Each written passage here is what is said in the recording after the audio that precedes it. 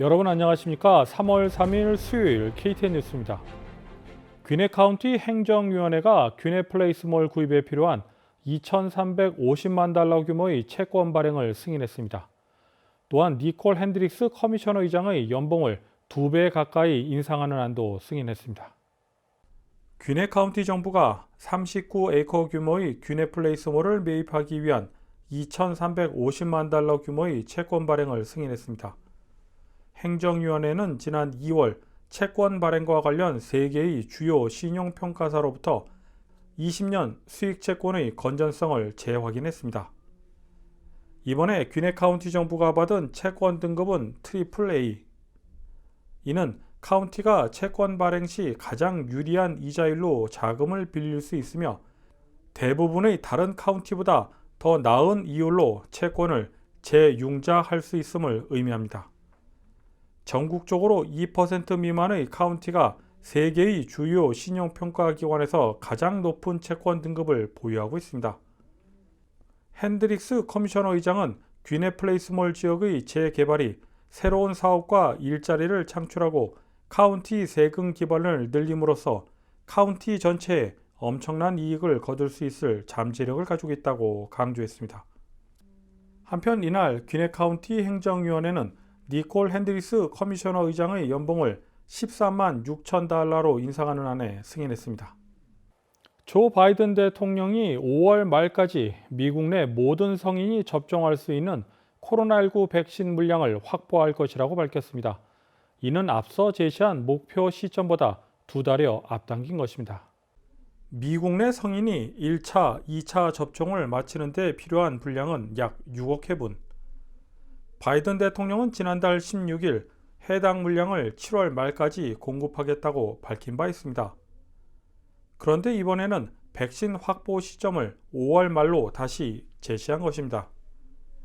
국방물자생산법 발동에 따라 제약사 머크사가 존슨앤존슨의 백신 생산을 돕게 되며 생산량이 대폭 늘어나게 된 것으로 보입니다. 제약업체 경쟁사 간의 협력을 통해 이런 일이 가능해졌다며 바이든 대통령은 설명했습니다. 해당 백신 생산 공장은 하루 24시간 일주일 내내 가동될 것이라고 소개한 것입니다. 또한 공립학교 대면 수업 재개를 가속화하기 위해 교사를 백신 우선 접종 대상자로 삼는 것을 지시할 것이라고 덧붙였습니다. 한편 미국이 언제 정상 삶으로 돌아올 것이냐는 질문에 대해 바이든 대통령은 상황이 바뀔 수 있기 때문에 답변하지 말라는 주의를 받았다면서도 내년 이맘때가 되길 바란다고 말했습니다. 켈리 래플러 전 연방상원의원이 공동 구단주로 있던 WNBA의 애틀랜타 드림 구단을 매각한 것으로 알려졌습니다. 매각 대상은 전 드림 구단의 가디였던 르네 몽고메리 전 선수를 포함한 3명의 투자자로 된 그룹입니다. WNBA 애틀랜타 드림 구단 선수들은 래플러 전 의원이 블랙 라이브스 매터를 거듭 비난한 것에 대해 갈등을 빚어왔습니다. 드림팀 선수들은 전국적으로 중계된 경기를 앞두고 래플러 전 의원의 상대 후보를 지지하는 티셔츠를 입고 투표를 독려하는 등의 모습을 보이기도 했습니다. 이로 인해 구단주와 선수단의 갈등이 심화됐으며 결국 래플러 전 의원은 매각을 결정한 것으로 보입니다. 다음은 코로나19 소식입니다.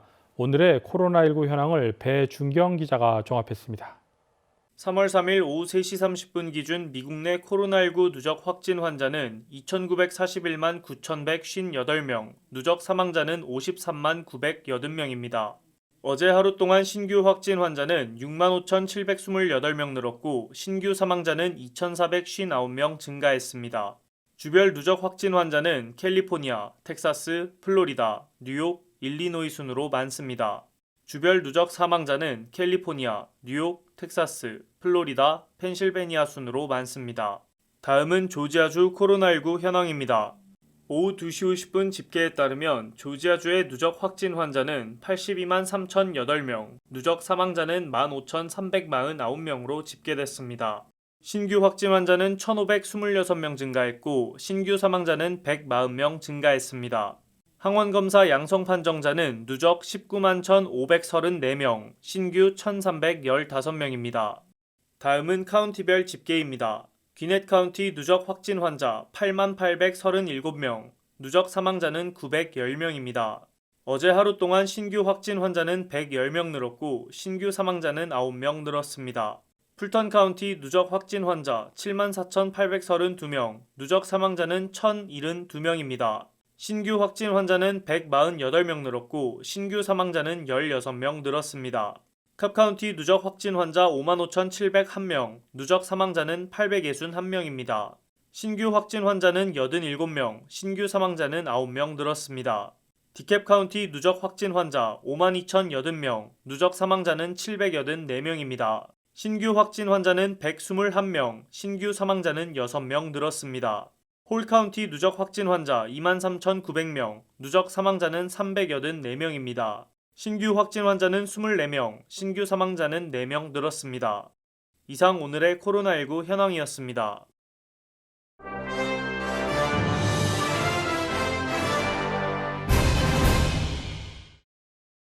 연방질병통제예방센터 CDC는 코로나19 백신을 혼합 접종하는 것에 대한 평가가 아직 이뤄지지 않았다면서 극히 예외적인 경우를 제외하곤 섞어서 사용하지 말라고 경고했습니다.